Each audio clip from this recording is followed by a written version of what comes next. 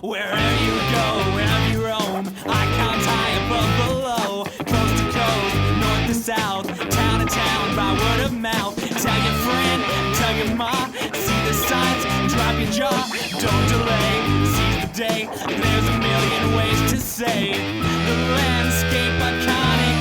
America, you got it. AmerICON, AmerICON. Welcome to AmerICON, a look at the iconic landscape of America. On this episode of AmerICON, I'll visit more attractions of small-town Iowa. What could these small towns possibly have to offer that catches the eye of highway travelers? You're about to find out. My adventures have led me to discover some great icons like a giant duck, a record-setting popcorn ball, and one Iowa town filled with castles. My visits to the towns of Mallard, Sac City, and Idle Grove have shown me that there is more to Iowa than just corn. The next town I visited has been competing for a world record for years. You'll never guess which record. I found it hidden amongst Iowa's great cornfields. But these aren't your average cornfield. They are full of popcorn. This town would make for a lot of happy trick-or-treaters. Now, it's time to butter up to the town known for its icon, the world's largest popcorn ball. Welcome to Sac City, Iowa. In Sac City, Iowa, there resides one world record that is hard to pop. The town has defended its record popcorn ball 3 times now and is not about to let anyone steal their thunder. The popcorn ball that we have existing today is a 5,000-pound popcorn ball. It was really a challenge for us to put it together, but we wanted to make sure that this ball was larger than any other ball made so that we wouldn't have to do this project one more time. This is actually the 3rd popcorn ball that we've had in Sac County, so it's been kind of a challenge for us. The process started in 1995. And it was basically made to promote Sac County, the fact that Sac County at one time was considered the popcorn capital of the world. This was the first time anyone had attempted to build the world's largest popcorn ball, and the people at Guinness were baffled. And we were able to complete the task, and we submitted it to Guinness Book of World Records, who was excited about it.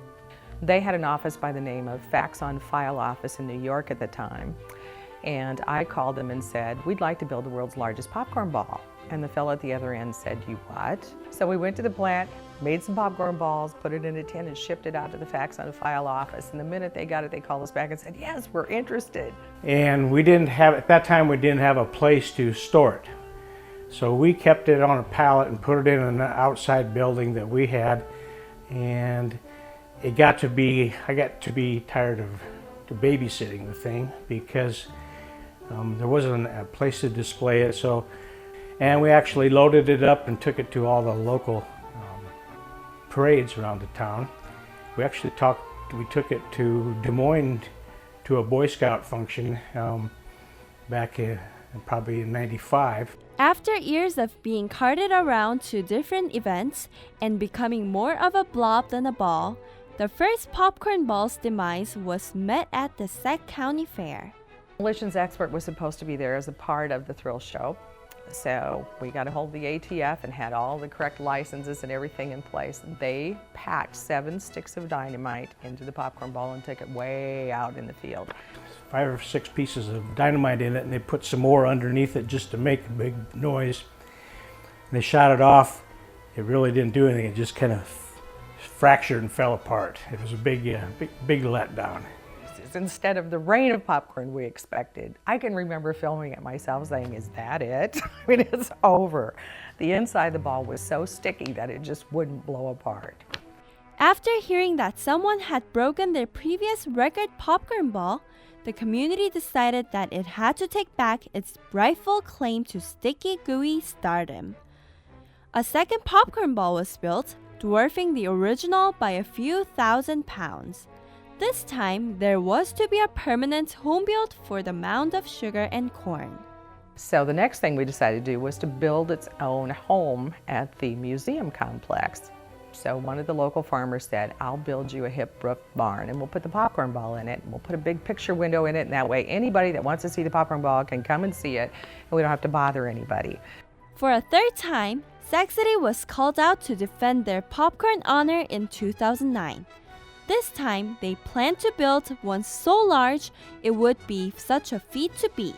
My thought at that time, if we're going to build one, we're going to make it big enough so they're going to have to really think hard about building, again, a bigger one.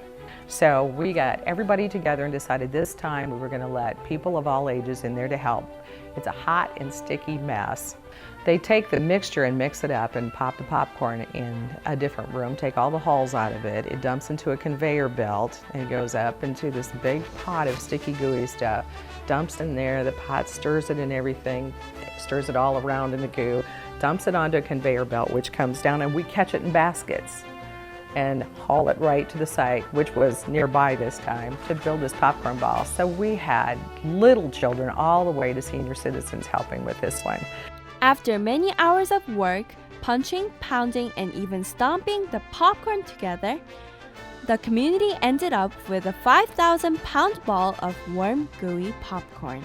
And then we had to verify the weight. So all 3 times we contacted the Department of Transportation, who came in with their motor vehicle scales and weighed our popcorn ball for us to verify the weight of the balls. So that way we can send the information to Guinness and be verified again as the world's largest popcorn ball. Once the monstrosity was built, they realized that, hey, this thing won't fit in the barn.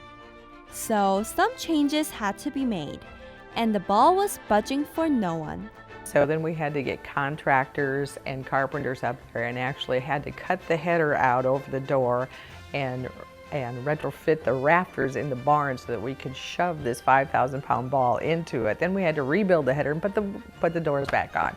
But it's up there and it's in the building, so there's not a whole lot of room. So after defending the record a 3rd time, will there be another?